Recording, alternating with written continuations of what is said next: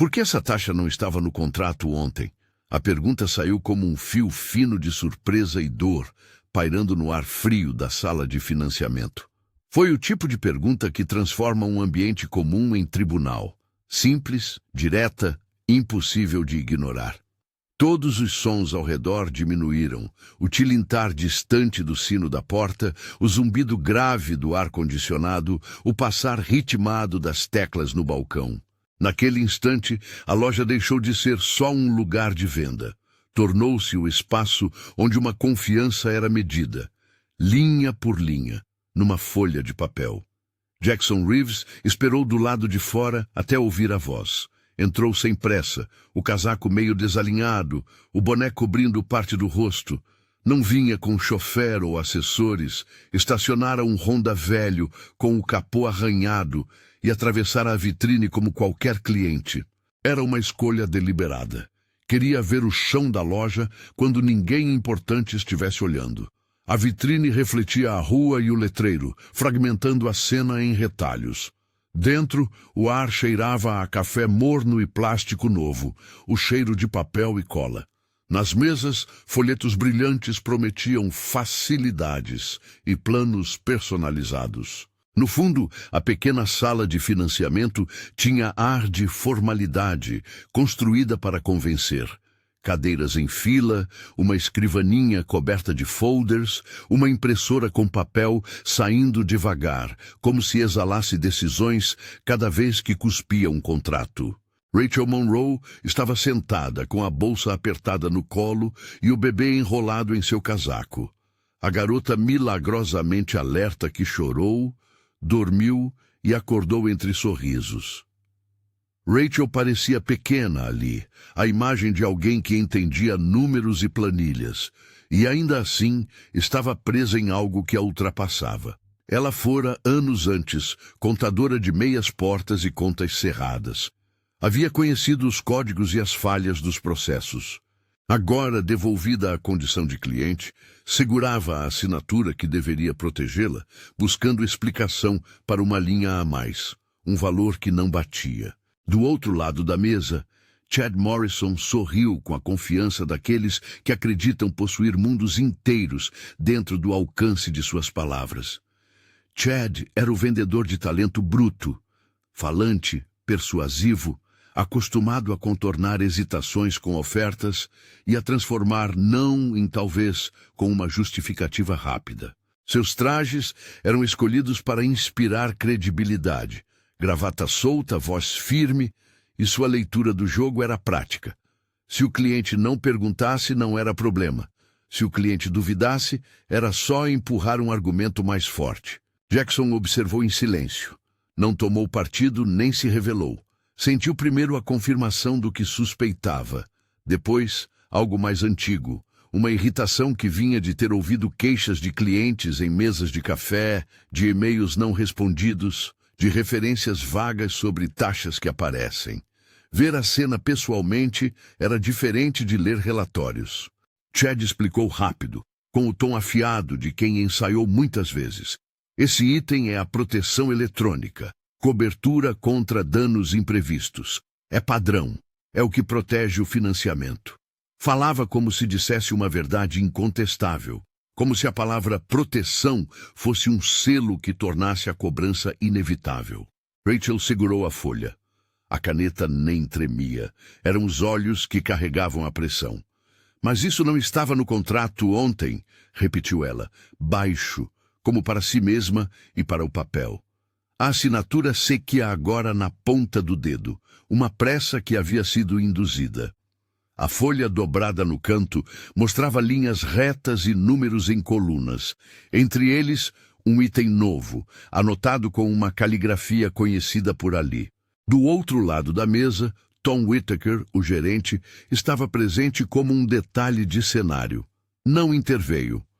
Tom tinha o costume de minimizar pequenos conflitos, de acreditar que as coisas se resolviam sozinhas, ou que a melhor política era não aborrecer o cliente e seguir com o fluxo. Sua compaixão por medida era com lugar no manual de procedimentos. Na vida real, preferia não colocar-se em risco. fosse político, fosse de expediente. Na beira do balcão, Trevor passou com uma bandeja de água. Ali estava a diferença. Enquanto Chad fechava escoras falsas, Trevor agiu quase sem pensar. Ofereceu um copo para o bebê, colocou as mãos com cuidado, mordiscou um sorriso tímido e voltou ao seu posto. Pequenas escolhas que revelavam quem, entre eles, via o cliente como pessoa e não como oportunidade de venda. Jackson anotou mentalmente Trevor. Aquele comportamento seria importante mais adiante. A resistência de Rachel era fina, mas persistente. Ela perguntou por detalhes do item, por quem o havia incluído, por quem tinha assinado. Chad respirou fundo e usou a tática conhecida: velocidade. Você já assinou? Disse, com uma objetividade dura, como se a assinatura apagasse qualquer direito de questionamento. Então segue. Pega o carro e pronto. A frase não era apenas uma instrução. Era uma sentença que cristalizava uma cultura. Era a aposta no silêncio do cliente, na pressa, na humilhação que num primeiro momento não encontra voz. Cada palavra carregou uma certeza cruel. A loja lucrava com o não perguntar. Jackson sentiu o corpo reagir, não por razão de poder, por princípio. Ele havia vindo para isso, experimentar o que acontecia quando um cliente, qualquer cliente, sentia-se pressionado a aceitar algo que não havia entendido. A surpresa que prometia o título da história surgiu ali em carne e osso. O CEO na pele do cliente não fora uma metáfora só por curiosidade. Era um exercício de responsabilidade. Ele queria sentir a textura daquilo que a distância das planilhas não mostrava. O olhar petulante, a caligrafia apressada, a sensação de impotência quando te empurram um acordo. Ao se aproximar da mesa, Jackson repetiu a pergunta que ouvira como um mantra, mas agora com a voz mais pausada. Essa taxa não estava no contrato ontem. Quem a incluiu? Não havia pressa na voz dele. Havia autoridade, sem arrogância. A caneta de Chad pausou no papel. Rachel olhou aliviada para alguém que parecia, pelo menos, perguntar. Chad respondeu rápido, tentando recuperar o controle. Foi ajustada hoje por uma necessidade do banco. Tudo padrão, senhora. A proteção evita surpresas no caminho. Era a mesma resposta de sempre. Responsabilizar uma entidade abstrata, o banco, a política, a necessidade, para tirar do vendedor qualquer responsabilidade. Era um shell game verbal. Tom, que acompanhava a cena, ainda não interveio. Sua omissão falava mais alto do que as palavras poderiam. Jackson pediu a folha. Disse, com calma, que queria ver o detalhe. O som que marcou o instante não foi o da folha sendo passada. Foi o silêncio dos outros clientes, curioso, como se todo o showroom tivesse prendido a respiração. Jackson pegou o contrato e, com o olhar, percorreu as linhas. A letra do item soava familiar. Um padrão que se repetia em diversas folhas, uma assinatura mecânica que alguém aplicava para ajustes de última hora. Não era uma única ocorrência, parecia uma prática. Ele sentiu um pressentimento de confirmação, uma dor mais fria que censurava. Por um instante, a memória retornou. Não só papéis, mas rostos. Jackson lembrou-se de Rachel jovem, nos corredores da empresa, descrevendo planilhas e redescobrindo a dignidade nas contas arrumadas. Lembrou-se também de sua mãe, uma mulher de trabalho que ensinara a ele que dignidade é o que você devolve às pessoas quando ninguém está olhando. A lembrança não era um romantismo estéril, era uma ferramenta. Ele se lembrava do tom firme com que a mãe lhe explicara que pequenas evasivas, quando repetidas, corroem tudo. Essa lição formara o norte de suas decisões públicas. Agora, confrontado com o que sua própria equipe permitira, a lição vinha de volta, quente e pesada. Está tudo bem, senhora, continuou Chad, forçando um tom suavizador. A gente tem umas coberturas extras que ajudam no dia a dia. Pode escolher não contratar, mas isso dificulta a aprovação. Nós só queremos garantir que o financiamento saia. A palavra dificulta foi a armadilha. Para alguém que precisava daquele carro para ir ao trabalho, para levar a filha à escola, dificultar significava uma porta quase fechada. Rachel, com um olhar cansado, engoliu a resposta como quem prova um remédio amargo. O bebê mexeu os dedos nos fios do casaco, como buscando calor. Jackson olhou para Tom. Esperou por uma reação que demorou. Tom desviou, elogou o layout do stand e disse que verificaria os procedimentos. Era a famosa promessa nebulosa. Vou olhar isso, dita para ganhar tempo, na esperança de que a situação esfriasse sozinha. Jackson sentiu a frustração crescer. A instalação do sistema de verificação e supervisão que deveria proteger clientes estava na prática anestesiada pela rotina. Foi então que ele percebeu um detalhe prático, pequeno e significativo. Nas cópias do contrato, entre as linhas de compensação, havia um número de aprovação recortado à mão, como se servisse para legitimar aquilo. Uma marca que ali funcionava como atestado de conformidade, embora em muitos casos fosse apenas uma formalidade preenchida com pressa por quem queria fazer a venda acontecer a qualquer custo. Jackson leu o nome abreviado no rodapé. Conhecia aquela abreviação, já a vira em relatórios enviados ao Comitê Central. Era um selo de aprovação que, em teoria, deveria vir apenas depois de checagens. Na prática, estava sendo usado como passe livre. Rachel, por fim, respirou com dificuldade. Sua voz saiu fina. Eu não pedi isso. Não tenho como pagar isso agora. Chad esticou a mão, quase paternal. É por sua segurança. A gente junta tudo aqui e resolve. Fica mais fácil. Não é nada demais. A câmera do pensamento de Jackson passeou pelas consequências. O que aconteceria se Rachel se negasse e perdesse a aprovação? Quantos outros já haviam cedido? Quantos sorrisos em vitrines escondiam um ajuste final que aumentava o lucro e diminuía a proteção do cliente? Por trás da mesa, outro ator se movia. Helen Briggs, recém-contratada para relações com o cliente, observava a cena como quem anota mentalmente as falhas. Helen vinha com a missão clara de restaurar confiança, mas ainda precisava encontrar espaço para agir. Ela manteve a postura firme e observadora, consciente de que uma decisão precipitada poderia desencadear crises maiores. Seu olhar encontrou o de Jackson por um segundo, e houve um entendimento silencioso. Havia algo errado, e ele podia ver. Jackson respirou fundo. Sabia que naquele momento poderia simplesmente sair e mais tarde ordenar uma investigação. Era uma opção segura e comum nos altos escritórios, delegar o desconforto a relatórios e comitês. Mas não era por isso que ele havia vindo. Havia decidido escolher o caminho mais arriscado, confrontar a realidade ali, na frente de todos, e permitir que a verdade aparecesse sem filtros. Ele colocou o contrato sobre a mesa, fez um gesto que pediu silêncio e disse, com voz que não buscava autoridade vazia, mas responsabilidade. Acho que precisamos voltar um passo. Quero entender como esse item apareceu aqui. Quem foi o responsável por incluí-lo? O silêncio que veio depois foi pesado.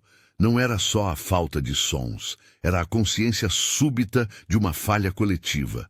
Algumas pessoas desviaram o olhar, outras, como Trevor, permaneceram com a expressão calma, quase envergonhada por ter visto aquilo tantas vezes sem conseguir intervir. Chad respondeu primeiro, com a mesma confiança de sempre, tentando transformar a pergunta em obviedade.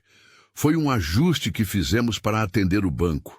A gente preencheu com base na política antiga. Está tudo dentro do processo. Sua voz tentava dar segurança, mas havia trejeitos. As explicações vinham rápidas demais, como se ele tentasse tapar buracos com palavras. Jackson leu nas notas do contrato a repetição. Várias vendas com o mesmo acréscimo, as mesmas abreviações feitas com a mesma pressa. Parecia menos um erro isolado e mais uma prática. O modo como as coisas eram empurradas para frente, uma negligência rotineira revestida de normalidade. Rachel olhava para os papéis como se neles residisse a verdade. Havia no rosto dela uma mistura de raiva e vergonha. Não por ter assinado, mas por sentir que, de alguma forma, havia sido enganada. Pessoas em situação vulnerável conhecem bem essa vergonha. A sensação de ter se valido de sua própria necessidade para ser coagida a pagar mais. Jackson pensou nas métricas que lia nas reuniões. Números, margens, metas. Lembrou-se de como, às vezes, a pressão por resultado pode empurrar equipes a contornar regras. Não era uma justificativa, mas era uma explicação. A cultura, repetiu-se, era uma força silenciosa que corrompe com gestos pequenos. Uma assinatura a mais aqui, um detalhe a mais ali, a crença de que sempre daria para ajustar sem grandes consequências. Ele decidiu que não queria que aquela explicação bastasse. Não mais. A fome por lucros à custa de dignidade teria que ser exposta. Eu quero que tudo pare por enquanto, disse Jackson, e a frase soou firme no ar. Não finalize esse contrato até que eu tenha verificado os registros. Nenhuma cobrança adicional deve ser aplicada sem justificativa por escrito. Chad franziu o senho impaciente. Tom finalmente falou, tentando amenizar. Prefiro resolver isso internamente com cautela. Não precisa de barulho. Havia, nas palavras de Tom, medo do escândalo, do reflexo negativo que poderia vir de um confronto público. A decisão de Jackson de não apenas ver, mas de agir ali, na hora, já havia rompido a rotina de omissão. Sua intervenção, simples e direta, passou a configurar um momento decisivo. As reações ao redor mudaram. Curiosidade, desconforto, defesa. Helen se aproximou, olhos firmes. Trevor ofereceu outro copo d'água.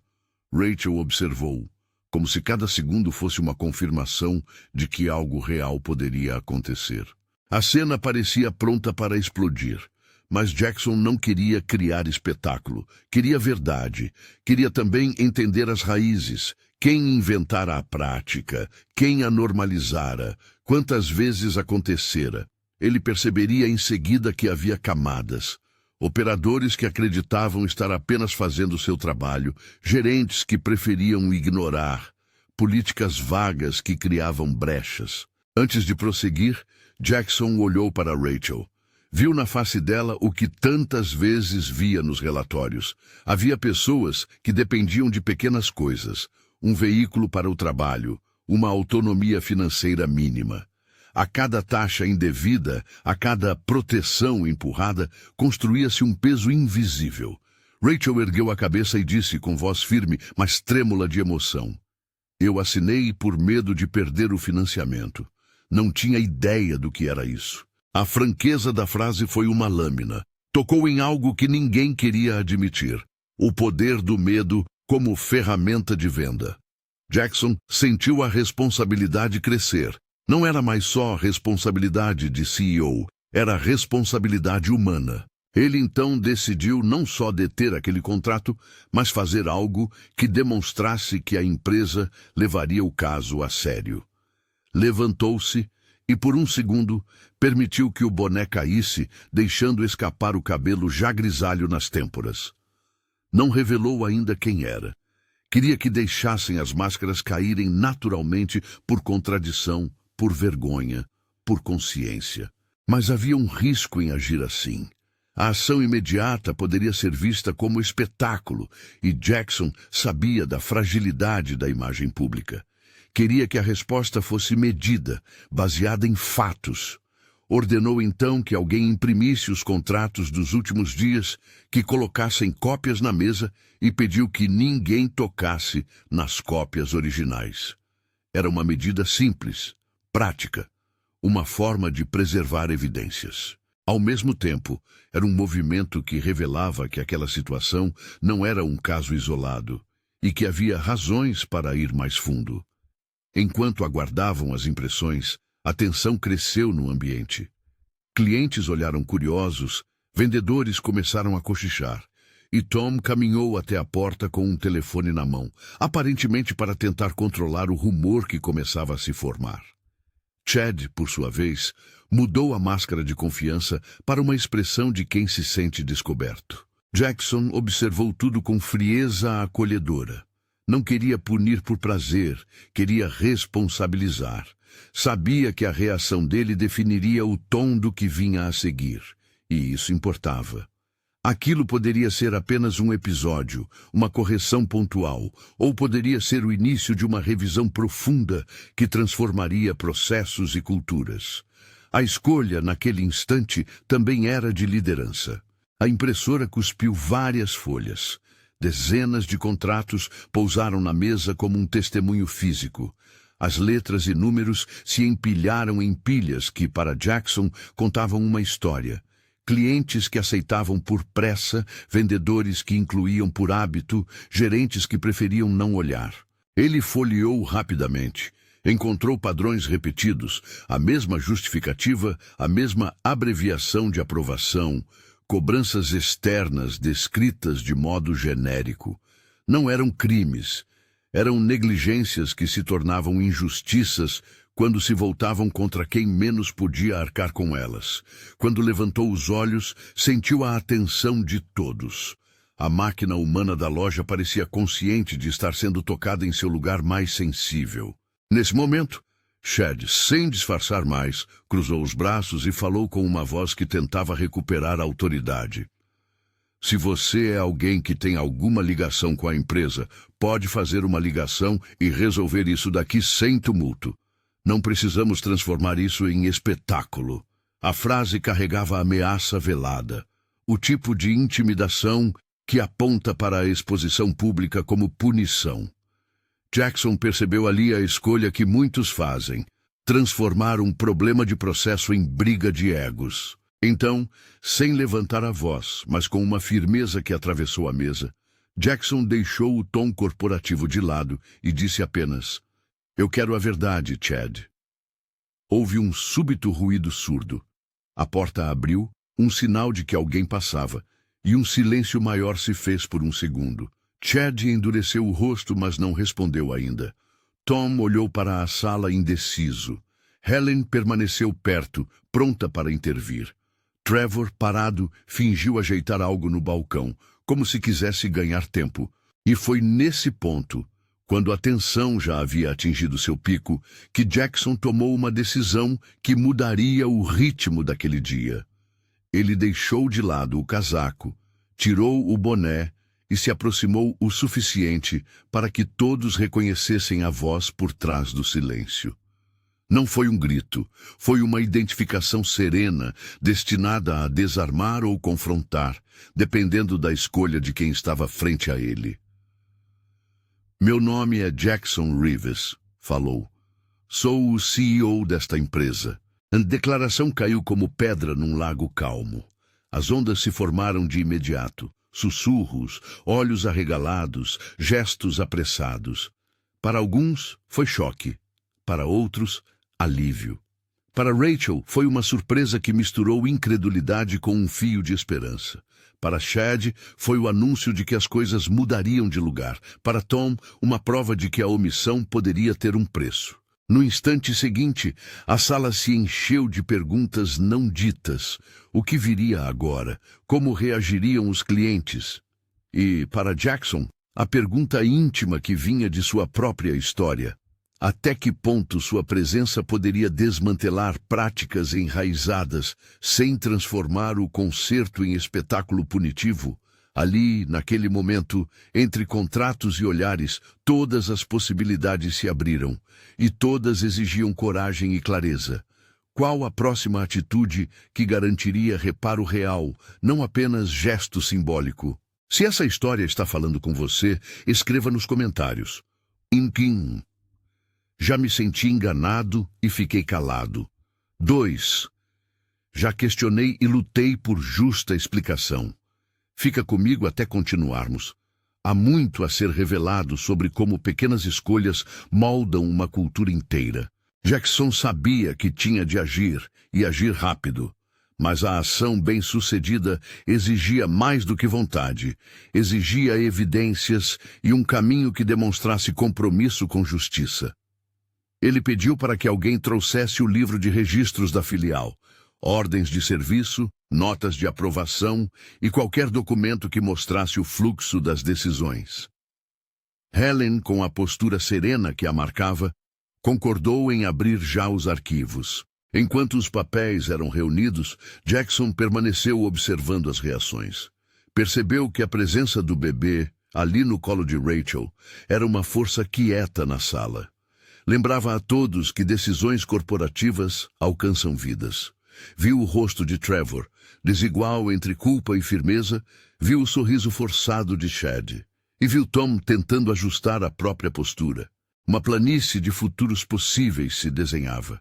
Alguns resultariam em mudanças reais, outros em correções superficiais que em poucos meses retornariam ao velho hábito. Jackson sentia com a nitidez de quem dirige e se responsabiliza que sua intervenção precisava tanto deter o prejuízo imediato quanto pavimentar um processo de revisão que impedisse reincidência. Ele pesquisou os documentos com método. Primeiras páginas, últimas assinaturas, carimbos. Encontrou contratos com a mesma marca de aprovação e sentiu a confirmação. Aquilo não era um erro de um dia, era um padrão que havia se instalado. E padrões, sabia ele, só mudam com medidas que toquem estruturas, não apenas pessoas. Chad, percebendo que a maré mudava, passou a adotar um tom defensivo. Olha, tudo era para aprovação rápida. O objetivo é ajudar o cliente a sair com o carro, não atrapalhar. Sua defesa era técnica, prática, uma tentativa de reduzir tudo à inevitabilidade do processo. Ajudar o cliente não é empurrar cobranças que não foram explicadas, respondeu Jackson, agora com a firmeza clara de quem já analisara relatórios e sabia o impacto de números mascarados. Quero uma análise dos contratos dos últimos 90 dias. Quero auditoria, quero reembolso de cobranças não devidamente justificadas e quero treinamentos imediatos para todas as equipes de vendas. A frase soou quase como um roteiro pronto, mas no fim exigia trabalho humano e gritante transparência. Havia decisões a tomar que iam além daquele balcão. Decisões sobre cultura, sobre como transformar Trevor em exemplo, sobre como lidar com Chad e Tom. Jackson sabia que se tratasse tudo como espetáculo, perderia a oportunidade de reconstruir.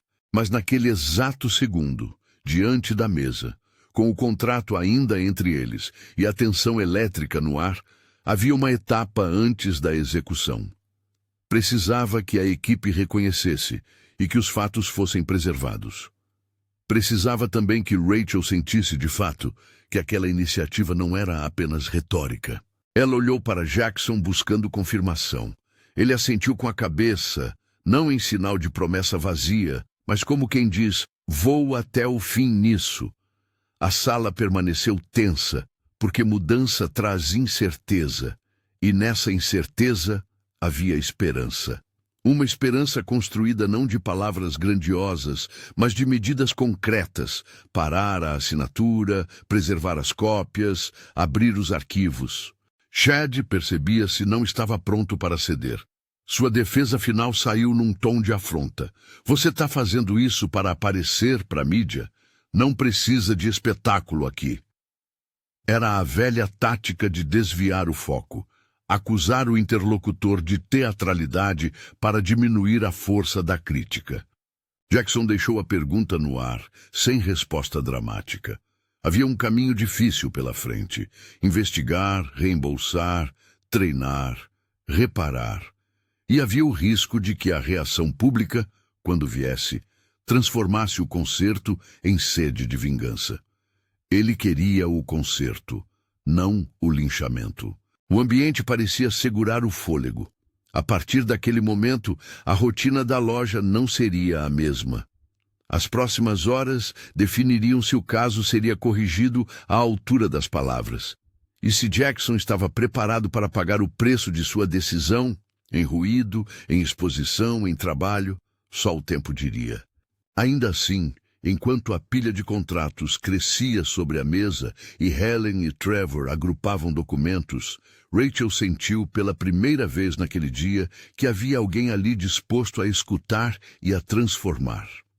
O bebê, sem saber, apertou a ponta do casaco com a mãozinha, hoping talvez para que a promessa silenciosa de dignidade restaurada encontrasse terreno firme. E naquele instante, com o CEO entre eles e contratos espalhados como testemunhas, uma pergunta maior pairou sobre a sala. Quantas outras lojas, quantas outras filiais, quantas outras decisões pequenas, diariamente, aceitavam a mesma normalidade? Quantas culturas permitiam que a pressa e a ambição sambassem por cima da dignidade do cliente? As respostas, Jackson sabia, não cairiam prontas no colo dele. Seriam construídas, medida por medida, erro por erro corrigido. Ele respirou fundo. A próxima decisão, pensou, deveria unir transparência e ação. Não só para Rachel, mas para todos que até então haviam ficado sem voz. Foi então que, por um breve segundo, alguém na sala sugeriu uma ação imediata. Remeter um comunicado interno e abrir um processo de reembolso. Mas Jackson percebeu que aquilo seria apenas o início e que decisões maiores aguardavam. Ele precisava de tempo para montar um esquema que não fosse improvisado. No entanto, a escolha de não adiar o confronto já havia alterado uma dinâmica essencial. A líder de relações com o cliente, Helen, olhou para a placa da porta, como se visualizasse o futuro provável. Uma loja que voltaria a ter nome limpo, se, e somente se, ações fossem tomadas com consistência. Trevor guardou os papéis com cuidado, e Rachel exalou um suspiro que vinha de um lugar de alívio cauteloso. Ninguém, naquele momento, poderia prever os detalhes da mudança. Ninguém ainda sabia quais seriam as vozes que se levantariam a favor da transformação. Mas uma coisa ficara clara para Jackson enquanto olhava os papéis. A surpresa que havia prometido sentir ao vestir a pele do cliente foi ainda mais profunda do que imaginara. A surpresa não foi única. Foi a constatação de que o contrato era, muitas vezes, um espelho de uma cultura que deixava pequenos vazios virarem abismos. E com essa constatação pulsando, ele se preparou para o passo seguinte. Um passo que exigiria não só determinação, mas cuidado para não transformar reparo em retaliação, para não confundir justiça com espetáculo, para não perder de vista que, ao final, o objetivo era reconstruir confiança. O que Jackson diria a seguir? Como Chad reagiria agora que sabia que a presença ali era real e definitiva? O que Tom faria diante de sua própria omissão? E que papel Trevor, com seu gesto simples, teria nessa mudança que prometia não ficar só nas palavras? As respostas começariam a tomar forma ali, entre contratos e olhares, e o próximo movimento definiria se aquela intervenção seria apenas mais um acontecimento fugaz ou o início de uma transformação que tocaria não só uma filial, mas talvez a cultura inteira por dentro. Chad respirou fundo, a cara tentando recuperar compostura. Por instinto, lançou uma última cartada para desviar o foco. Isso é exagero. Você quer aparecer para a imprensa, criar um circo. A gente resolve isso no escritório. Havia na fala dele a velha defesa de quem confunde exposição com justiça. Era a última tentativa de transformar responsabilidade em espetáculo. Jackson olhou para ele com calma seca. Não houve espetáculo, houve decisão. Pediu que Chad se retirasse do balcão e aguardasse no escritório até que a direção regional chegasse para ouvir a sua versão.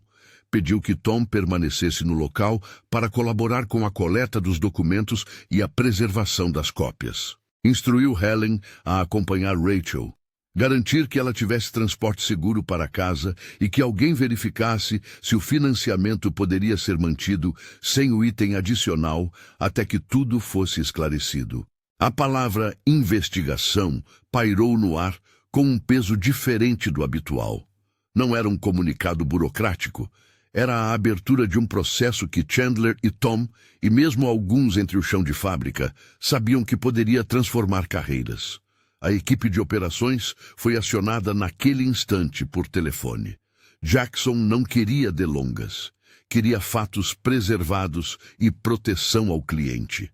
Pediu também ao departamento financeiro que congelasse quaisquer cobranças relacionadas àquele tipo de item até que a auditoria encontrasse explicações. Chad saiu, passos duros no carpete. Do lado de fora, encostou-se à parede do corredor e, por um segundo, o ar pesado do desconforto tomou seu rosto. Não foi um momento de espetáculo, foi um momento de consequência. Para alguns, consequência é a matéria-prima da mudança. Para outros, é a prova de que a cultura pegou fogo e precisa ser contida. Enquanto isso, no escritório improvisado da filial, Helen segurou a mão de Rachel com firmeza. Não disse promessas vazias. Explicou ações. "Eu vou acompanhar cada passo", murmurou. "Não vou deixar isso parado." Havia na voz dela uma mistura de responsabilidade e pressa. Aquele tipo de urgência que reconhece que confiança se reconstrói com pequenos atos repetidos. Rachel respirou como se aquela firmeza fosse um colete salva-vidas. A equipe local separou os contratos com as mesmas abreviações suspeitas. Encontraram em pilhas recentes mais ocorrências do que se esperava. Não era uma irregularidade pontual. Havia padrão. Jackson, de volta ao seu lugar discreto no balcão, observou as folhas como se lesse nelas um mapa de escolhas equivocadas. Atalhos que pareceram eficientes a curto prazo, mas que, somados, corroeram a base da relação com o cliente. Quando a liderança regional chegou, em 40 e poucos minutos, não por agilidade de mídia, mas por profissionais que sabiam que aquilo exigia resposta, Jackson reuniu uma sala pequena, recursos humanos, operações, compliance, finanças e Helen. Não quis plateia, queria encaminhamento. Fechou a porta e foi direto ao ponto. Queria auditoria dos últimos 90 dias. Queria reembolso para clientes que tinham recebido cobranças não justificadas. Queria que qualquer funcionário que praticasse inclusão de cobranças sem a devida justificativa fosse removido das posições de venda até apuração. Queria um plano de treinamento e um novo processo de checagem que impedisse que a assinatura de um cliente apagasse seu direito de esclarecimento. E antes de encerrar a reunião, disse algo que soou mais como um princípio do que como uma ordem. Dignidade do cliente será nossa prioridade, mesmo quando isso significar perda de receita de curto prazo. As medidas foram rápidas, objetivas e, na prática, duras, onde precisavam ser duras. Chad foi afastado enquanto a investigação corria. Tom recebeu uma advertência grave por omissão. Não foi a última palavra sobre sua situação, mas foi o começo de uma avaliação que teria consequências proporcionais às responsabilidades que deixara de assumir. A empresa determinou, de imediato, reembolsos administrativos quando a cobrança não tivesse justificativa documentada. Uma ação interna anunciada aos clientes afetados numa carta clara, não em termos cuidadosamente polidos, mas em linguagem simples, que explicava o erro, a correção e o pedido de desculpas. No decorrer daquela tarde, equipes digitavam e revisavam contratos, contabilizavam valores e acionavam clientes.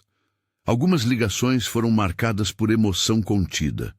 Pessoas que choraram do outro lado da linha, outras que simplesmente agradeceram pelo contato. Um dos casos que mais comoveu Jackson foi o de uma cliente idosa que tinha aceitado a tal proteção por não entender as condições. Ela explicou que assinara rapidamente porque temia perder o carro que precisava para ir ao tratamento médico. A palavra medicação ecoou na sala de operações e ninguém ali teve coragem de dizer que eram apenas números no balanço. Trevor, que até ali era um atendente discreto do pátio, foi chamado para falar com Jackson. Não houve holofotes, houve reconhecimento. Jackson lembrou o gesto simples, o copo de água dado à mãe, o cuidado com o bebê, a honestidade nas pequenas interações. Disse a Trevor o que muitos líderes deveriam dizer mais vezes, que reconhecer o humano na frente é mais do que marketing, é base de negócio. Ofereceu-lhe um papel de supervisão de atendimento, com responsabilidades claras de acompanhamento dos contratos e de formação de novos vendedores em práticas transparentes. Trevor aceitou surpreso, com os olhos úmidos. Era a promoção que não veio por vendas, mas por integridade. Mais do que salário, vinha o peso e a honra de representar um novo padrão. Helen recebeu a atribuição formal de chefiar o novo núcleo de relacionamento com o cliente. Não como cargo de fachada, mas com alçada para implementar mudança estrutural, reescrever os scripts de financiamento, criar checklists obrigatórios que exigissem assinaturas duplas para qualquer item adicional e instaurar um canal direto para clientes que sentissem-se prejudicados. Ela sabia que o trabalho seria cansativo, que processos culturais não se mudam apenas com ordens e que precisaria de aliados. Mas também sabia que naquele momento tinha uma janela rara de autoridade para agir sem ser engolida pela burocracia. Nos dias seguintes, a empresa instituiu treinamentos obrigatórios com todos os times de vendas e financiamento. Eram sessões longas em que frases como "vender a qualquer custo" foram reescritas em exercícios de empatia. Havia roleplays que simulavam clientes vulneráveis, simulações que puniam o uso de pressão indevida e, principalmente, o aprendizado do ato de explicar como dizer não quando uma proteção não é necessária, como oferecer alternativas sem coagir, como documentar justificativas com clareza. A liderança participou ativamente, não apenas em discursos, mas nas salas, ouvindo, corrigindo e aprendendo com exemplos reais. Além das medidas comportamentais, a filial passou por mudanças físicas simples e simbólicas. A área de financiamento ganhou divisórias de vidro, não porque o vidro fosse a solução em si, mas porque a transparência inclinava comportamentos. A nova placa sobre a entrada, colocada com cuidado, dizia poucas palavras: dignidade acima do lucro. Era uma sentença curta, direta, que todos veriam ao entrar. Não era marketing, era um lembrete. A placa foi instalada com a intenção de que não ficasse apenas de enfeite. Ela deveria ser um farol que orientasse processos e conversas. As comunicações internas foram claras. Auditoria dos últimos 90 dias, reembolso de cobranças não justificadas, revisão de scripts e punições disciplinares quando a explicação não existisse. A resposta externa, quando veio, não foi uma explosão midiática sensacionalista, pelo menos não por parte da empresa. Foi uma série de histórias reais, contadas por clientes que receberam contato pessoal, explicação e reembolso. Para alguns, a reação foi de alívio, para outros, de ceticismo. Reconstruir leva tempo. Rachel recebeu em poucos dias um telefonema. Um assessor de relacionamento ligou para dar as explicações técnicas necessárias, com linguagem simples, e confirmou que a cobrança indevida seria revertida. Não foi um pagamento público, foi uma ação administrativa. Estorno e confirmação por mensagem com o novo contrato sem o item questionável. Mas antes de qualquer transferência, Helen se certificou de que Rachel tivesse um canal direto com a nova equipe para quaisquer dúvidas. Quando recebeu a confirmação, Rachel deixou escapar um riso curto, meio incrédulo, meio aliviado. "Não sei como agradecer", disse ela, e a voz soou como se um peso tivesse se aliviado do peito.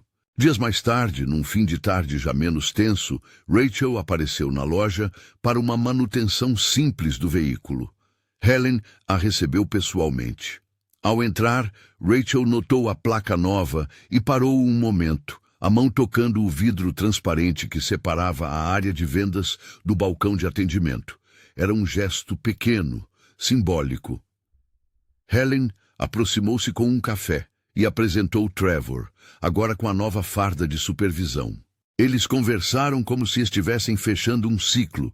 Não só o contrato foi revisto, como algo na maneira de tratar pessoas havia mudado visivelmente.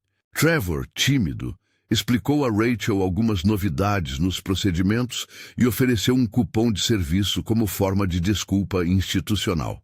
Rachel sorriu, o bebê dormia no carrinho e havia no ar um sentimento de reparação que ia além do reembolso. Era o reconhecimento público de que ela havia sido vista e ouvida. Não era que a injustiça desaparecera, era que a empresa escolhera não repetir o mesmo gesto. A imagem se fixou com nitidez em Jackson. Ele estava presente naquele reencontro, observando de longe. A visão de Rachel tocando a placa, conversando com Trevor, e o bebê tranquilo trouxe-lhe alívio, mas também uma consciência cortante. Muito ainda teria que ser feito. Mudar cultura exige persistência, e ele sabia que sinais iniciais são terreno fértil, mas também frágil. Os dias que se seguiram foram preenchidos por reuniões longas. Jackson participou de mesas redondas com líderes regionais, discutindo formas de disseminar as mudanças para outras filiais. Havia resistência velada. Isso não vai funcionar aqui. A pressão por metas é grande demais. Vendedores vão perder desempenho. Jackson não se ofendeu. Ouviu. Apresentou evidências, clientes mantidos, reclamações reduzidas, força de marca preservada. Deu números quando necessário, mas falou mais sobre propósito do que sobre lucro. E com isso, conseguiu que os direcionamentos fossem adotados em escala piloto. Não era reforma ilusória. Era teste e medição. Em paralelo às ações internas, a história das pequenas decisões que corroem organizações começou a circular entre lideranças. O que antes era relatado em e-mails de RH, agora ganhou urgência. Como evitar que políticas vagas sejam transformadas em atalhos para práticas enganosas? Como implementar barreiras naturais que tornem mais difícil empurrar uma cobrança? A resposta encontrada na prática foi a combinação de processos claros e supervisão real, assinatura dupla para itens adicionais, canais de denúncia que funcionassem e avaliações periódicas de contratos por uma equipe independente. Algumas demissões ocorreram, não como espetáculo, mas como consequência de investigação. E outras pessoas foram realocadas. A mensagem enviada foi dupla. Há tolerância zero para práticas que lesam o cliente. Há também espaço para reabilitação quando a falha for de treinamento e houver predisposição para mudar. Helen e Trevor tornaram-se símbolos vivos dessa segunda via. Reconhecimento e oportunidade, mas também responsabilidade. A mídia local, que por vezes busca escândalo por alimento, encontrou na história uma narrativa plausível. Há empresas que erram, há líderes que escondem e há quem conte. Mas o que chamou atenção foi a postura do CEO. Não o estilo midiático de se expor, mas o fato de que ele não se esquivou das consequências e colocou processos no lugar. A narrativa foi controlada, sem artifícios de marketing. Foi honesta. E isso, com o tempo, produziu resultados palpáveis. Clientes que antes não falavam começaram a usar o novo canal direto. Reclamações que antes ficavam em silêncio agora vinham com prova documental. E a filial viu reduzir a taxa de reiteração de problemas. Algumas semanas depois, houve um gesto público pequeno e simbólico. A inauguração discreta da placa, com a presença de funcionários, clientes e um grupo reduzido de mídia local. Jackson não falou por muito tempo. Preferiu que Helen e Trevor contassem suas experiências. Trevor falou sobre as vezes que vira clientes olharem para ele como se fosse mais do que um vendedor, uma pessoa para quem os gestos importavam. Helen explicou as mudanças processuais. Rachel esteve presente com o bebê, agora maior e sorridente. Foi um encontro que não transformou o acontecimento em circo, mas em memória coletiva. A placa ficou lá, em letras firmes, como promessa visível: dignidade acima do lucro. No silêncio público que se seguiu ao evento, Jackson encontrou tempo para refletir sozinho. Voltou à casa da mãe, numa noite chuvosa, ideia que sempre o ajudava a pôr as coisas em perspectiva. Sentou-se à mesa da cozinha, onde anos antes aprendeu sobre dignidade, responsabilidade e trabalho duro. Havia uma fotografia antiga na parede. A mãe jovem, mãos calosas e sorriso tranquilo. Ele recordou com clareza o dia em que ela lhe ensinara que o respeito não se compra, se devolve. A lembrança não era uma arma moral, mas uma bússola que guiava suas decisões. Ao telefone com a mãe, contou a ela, com cautela e certo orgulho contido, como a visita inesperada à loja mudara algo. Ela ouviu e comentou, com a simplicidade de sempre: "Foi bom fazê-lo, filho. Liderança é caminhar junto." A voz dela, morna e firme, foi um bálsamo. Jackson sentiu que, embora muito ainda dependesse de ações contínuas, aquele episódio tinha provocado uma virada real. Internamente, as pessoas começaram a pensar diferente. Externamente, clientes voltaram a confiar pouco a pouco e o próprio senso de missão foi revigorado. A história, entretanto, não se encerrou ali. Alguns meses depois, Jackson recebeu um e-mail de Helen com um relatório de progresso. A taxa de reclamações havia caído. As vendas permaneciam estáveis e surgiam iniciativas locais para reforçar a transparência. Murais com exemplos de boas práticas, reuniões semanais para discutir casos duros e um canal de reconhecimento para funcionários que priorizavam a clareza no atendimento. Também havia sinais de que a cultura estava mudando em pequenas microesferas. Vendedores trocando scripts agressivos por perguntas simples como: "Você entendeu todas as condições?" E "Gostaria que eu explique isto item por item?" Rachel voltou mais de uma vez àquela filial. Às vezes para serviços, outras vezes para conversar com Helen e Trevor. Em uma dessas visitas, trouxe flores. Não era uma cerimônia, era um gesto humano. Disse que se sentia vista e que a mudança havia feito diferença para ela e para outras mulheres na vizinhança. Aplaudiu, em particular, a existência do canal direto que permitira que outras situações fossem corrigidas rapidamente. Para Jackson, aquela flor foi mais valiosa que qualquer relatório. Era sinal de que a comunicação humana havia sido restaurada. Enquanto isso, na região, outras filiais começaram a replicar o que fora testado. O que funcionara ali não era apenas uma série de ordens vindas de cima, mas um conjunto de medidas que tornavam fácil o correto e difícil o atalho. Treinamentos tornaram-se permanentes, não eventos esporádicos. A rotina ganhou inspeções formais e feedbacks estruturados. E, essencialmente, a liderança assumiu um papel ativo na verificação de processos. Com o tempo, a história daquele dia ficou conhecida internamente como o Dia do Contrato. Não como estigma, mas como lembrete. Em reuniões, líderes olhavam para a foto da placa e lembravam que cultura não é discurso, é prática repetida. Havia ainda o reconhecimento de que tentativas de retorno ao velho hábito ocorreriam e que a vigilância deveria ser contínua. A empresa criou comitês locais para avaliar práticas e garantir que a dignidade do cliente não fosse mero enunciado. Jackson, por sua vez, voltou a visitar lojas com menos frequência midiática e mais frequência prática. Sentava no balcão, caminhava entre as mesas, conversava com atendentes sobre casos do dia. Não precisava estar sempre disfarçado. O ato simbólico de ter vestido a pele do cliente havia servido de choque inicial, mas mantinha o hábito de ouvir pessoalmente, pelo menos de vez em quando, para manter contato com a realidade. Para ele, a surpresa ao ver o contrato na mão de Rachel não foi apenas pelo item extra, foi por perceber quanto daquilo se evitava quando quem define as regras caminha na mesma rua dos clientes. A lição que aprendeu ali e que procurou incorporar na organização foi clara. Cultura se sustenta em pequenas escolhas que, reunidas, definem a face da empresa. Um vendedor que diz "já assinou" para calar dúvidas constrói, sem perceber, um modo de operar que torna normal a injustiça.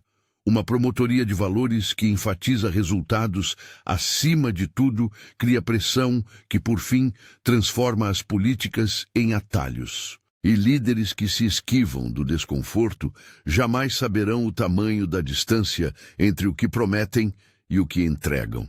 No balanço final, as medidas tomadas foram simples no enunciado e complexas na execução.